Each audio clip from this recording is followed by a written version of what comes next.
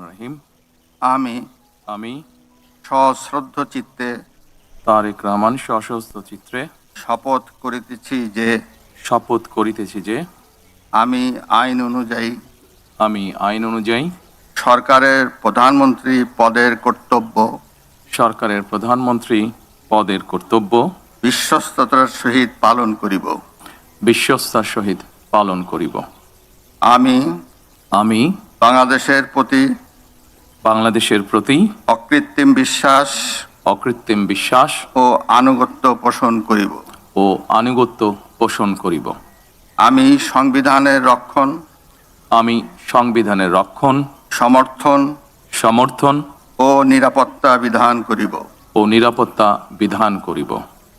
আমি ভীতি বা অনুগ্রহ অনুরাগ বা বিরাগের বশবর্তী না হইয়া সকলের প্রতি আইন অনুযায়ী যথাবিহিত আচরণ করিব। এবার মাননীয় প্রধানমন্ত্রীর গোপনীয়তার শপথ পাঠ পরিচালনা করার জন্য রাষ্ট্রপতি মহোদয়কে বিনীত অনুরোধ জানাচ্ছি। আমি তারেক রহমান সশস্ত্র চিত্রে শপথ করিতেছি যে সরকারের প্রধানমন্ত্রী রূপে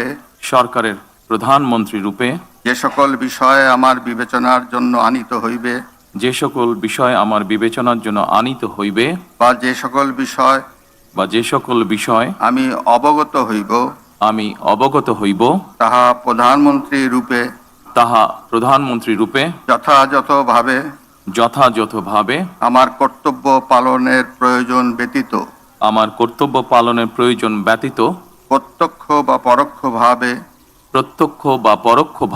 কোনো ব্যক্তিকে জ্ঞাপন করিব না বা কোনো ব্যক্তির নিকট প্রকাশ করিব না।